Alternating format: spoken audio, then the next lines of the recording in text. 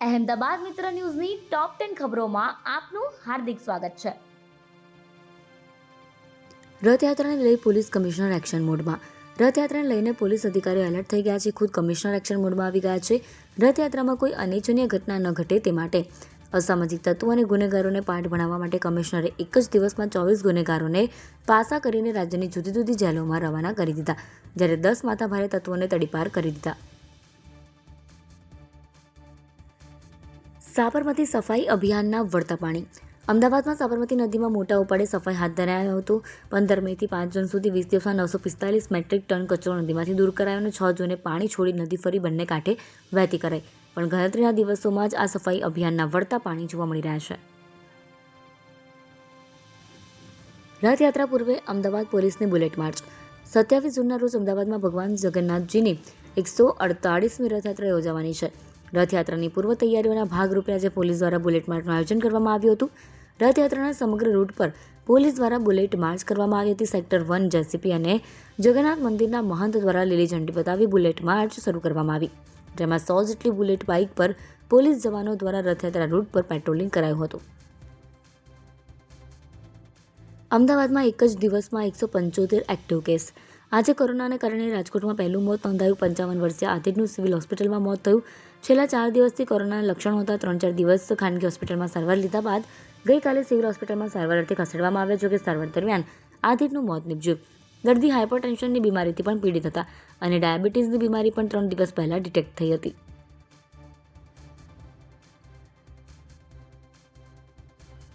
સિવિલના doctor પર ટીબીના દર્દીઓને રસ્તા પર રઝળતા મૂકવાનો આક્ષેપ. અમદાવાદની સિવિલ હોસ્પિટલ કે જ્યાં દેશભરમાંથી દર્દીઓ સારવાર માટે આવે છે, ત્યારે ટીબીની સારવાર માટે આવેલા 2 દર્દીઓને ડોક્ટરના કહેવાથી રિક્ષા ચાલકે સિવિલની બહાર મૂકવાનો દાવો કર્યો છે. જોકે પોલીસને આ ઘટના અંગે જાણ થતાં પોલીસે બંનેને ફરીથી સિવિલમાં દાખલ કર્યા હતા. આ અંગે હાલ સિવિલ હોસ્પિટલ દ્વારા વધુ તપાસ હાથ ધરવામાં આવી છે. કંપનીમાં 1.37 કરોડનું રોકાણ કરાવી ડાયરેક્ટરો ફરાર. અમદાવાદમાં આવેલી કંપનીના ડાયરેક્ટરોએ કંપનીના એજન્ટ અને ગ્રાહકો પાસેથી 1.37 કરોડ રૂપિયાનું કંપનીમાં રોકાણ કરાવ્યું. ઊંચું વળતર અને લોભામણી લાલચ આપીને એજન્ટ અને ગ્રાહકો પાસેથી 2014થી 2017 દરમિયાન રોકાણ કરાવ્યું. મુદત પાકતા ડાયરેક્ટરોએ ઓફિસ બંધ કરી નાસી ગયા. આ અંગે એજન્ટે નવરંગપુરા પોલીસ સ્ટેશનમાં ફરિયાદ નોંધાવતા પોલીસે તપાસ શરૂ કરી છે.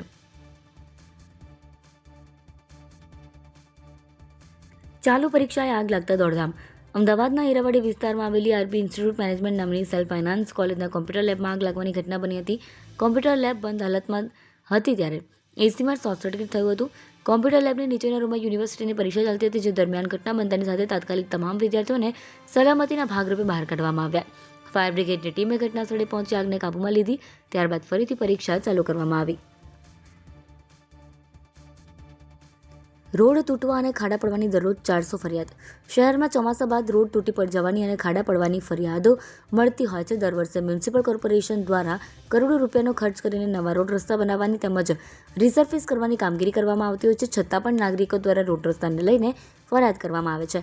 મ્યુનિસિપલ કોર્પોરેશનના વિપક્ષના નેતા સજ્જદ ખાન પઠાણે આક્ષેપ કર્યો છે કે કોર્પોરેશનના રોડ વિભાગ દ્વારા છેલ્લા 5 વર્ષમાં રૂપિયા 4,670 કરોડના રોડ બનાવવામાં આવ્યા છે, છતાં રોડની રોજની 400થી વધુ ફરિયાદો મળી રહી છે.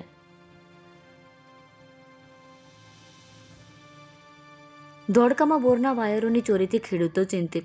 ધોળકાના સીમેજ વિસ્તારમાં તસ્કરોએ ખેડૂતોના બોરના વીજ વાયરોની ચોરી કરી છે. માંડણ વિસ્તારમાં તસ્કરોએ 7થી વધુ ઓરડીના તાળા તોડી વાયરોની ચોરી કરી હતી. આ ઘટના અંગે ખેતર માલિકોએ પોલીસમાં ફરિયાદ નોંધાવી છે. આ પહેલા પણ વિસ્તારમાં આવી ચોરીઓ થઈ હતી. જોકે અગાઉની શેરીઓમાં ચોરીઓમાં આજ સુધી કોઈ આરોપી પકડાયો નથી.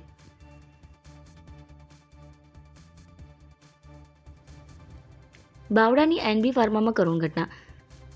નવા પ્લાન્ટમાં એક કામદારનું ઇલેક્ટ્રિક શોક લાગવાથી મોત. ધાંગધ્રાના કુંભારવાડાના વતની રવિ બજાણિયા નામના કામદારને વેક્યુમ ટેન્કની મોટર બદલતી વખતે ઇલેક્ટ્રિક શોક લાગ્યો હતો.